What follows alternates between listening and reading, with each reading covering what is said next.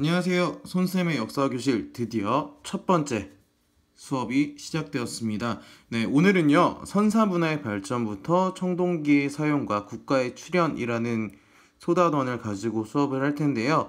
오늘의 수업의 테마가 되는 것은 이 석기, 그리고 농사, 그리고 계급이 되겠습니다.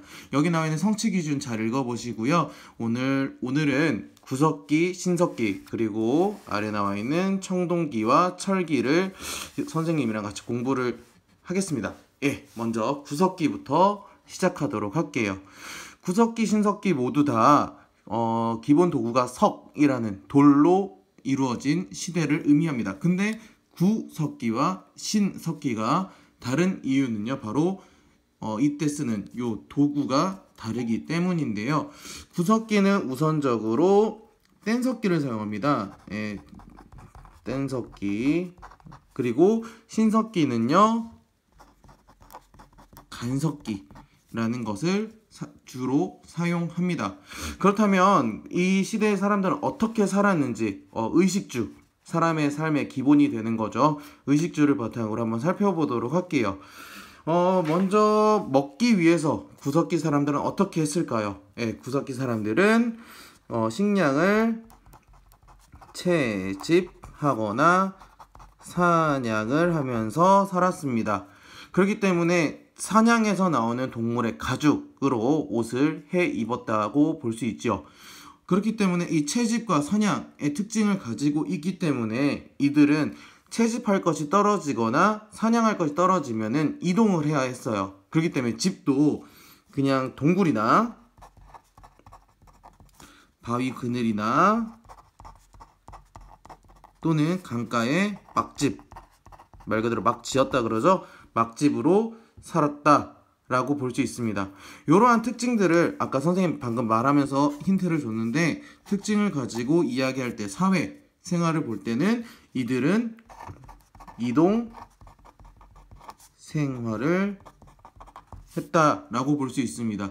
그리고 사냥을 하기 위해서는 같이 사냥을 해야 돼요. 혼자서 인간 하나가 코끼리 같은 큰 동물을 사냥할 수는 없겠죠. 그렇기 때문에 이 시대에는 평등한 사회였다라고 볼 수 있습니다.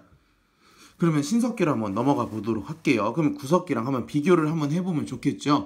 네, 간석기, 말 그대로 돌을 갈아서 썼다 해서 간석기라고 얘기를 하는데요. 간석기의 식생활, 물론 이 채집과 사냥이 쭉 이어집니다. 쭉 이어지는 거는 동일하고요. 근데 플러스 농경, 농사를 짓기 시작했고요. 목축, 가축을 기르기 시작했다라고 볼 수 있습니다. 그렇기 때문에 이 농경하고 목축을 통해서 나오는 옷감, 특히 가죽 같은 것을 이용해서 옷을 만들어 입었다는 것을 알 수 있습니다. 이 옷을 만들어 입은 것을 어떻게 알 수 있느냐? 바로 이 시대에 출토되는 대표적인 유물 중에 하나인 가락바퀴와 뼈바늘이 존재했기 때문이지요. 예, 요걸 통해서 이 사람들이 신석기 시대 때부터는 옷을 만들어 입었다라고 볼 수 있습니다. 그렇기 때문에 농경과 목축을 시작을 했기 때문에 굳이 동굴이나 바위그늘에 막집에 있으면서 이동을 할 필요가 없었다는 거예요. 그렇기 때문에 주거 환경을 따지면은 움집이라는 집을 만들어서 신석기 사람들이 살았다라고 볼 수 있습니다. 그렇기 때문에 아까 방금 또 힌트를 얘기를 했지만 요때 가장 큰 특징, 구석기와 다른 점은 바로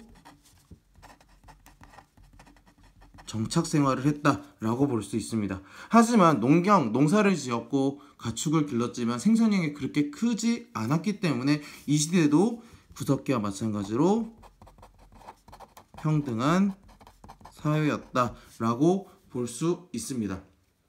구석기 시대의 신앙이라고 하면은 말 그대로 무언가를 바라거나 기원하는 것이어야겠는데, 그렇기 때문에 사냥감이 많기를 바라는 신앙생활을 했다라고 볼 수 있고요.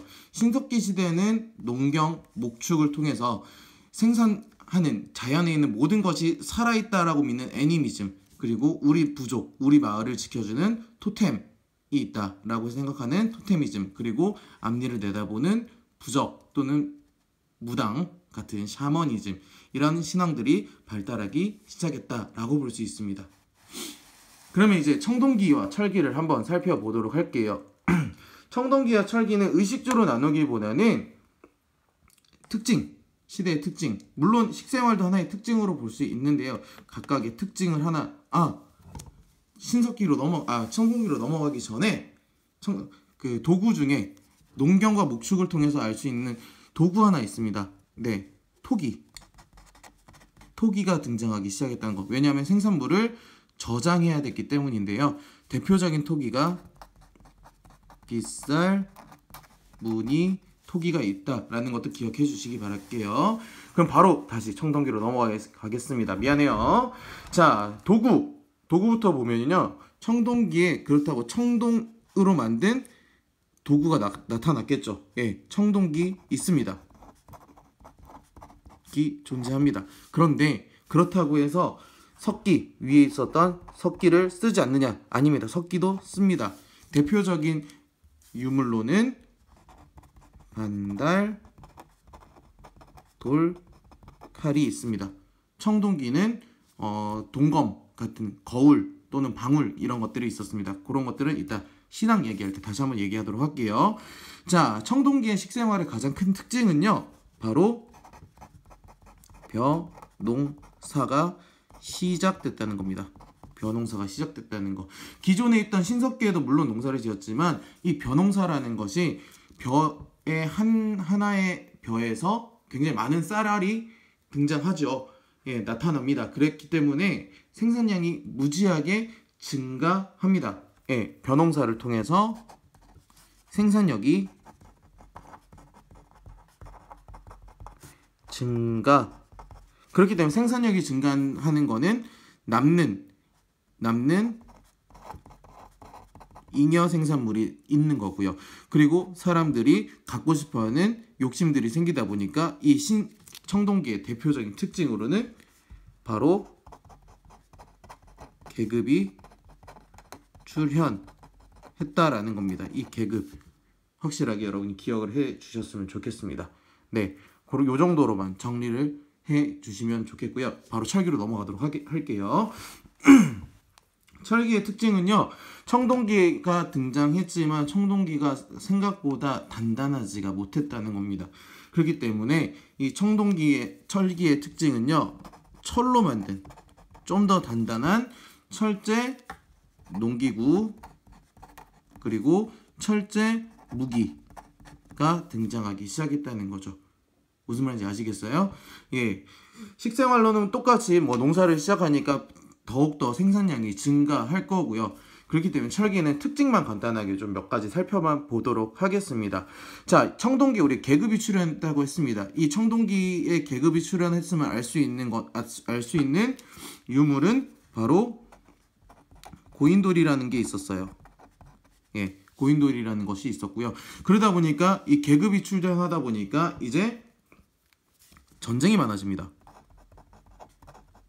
사람들이 좀 더 높이, 좀 더 많은 것을 가지고 싶어 하기 때문에 전쟁을 하게 되고요. 그러다 보니까 각각의 부족들을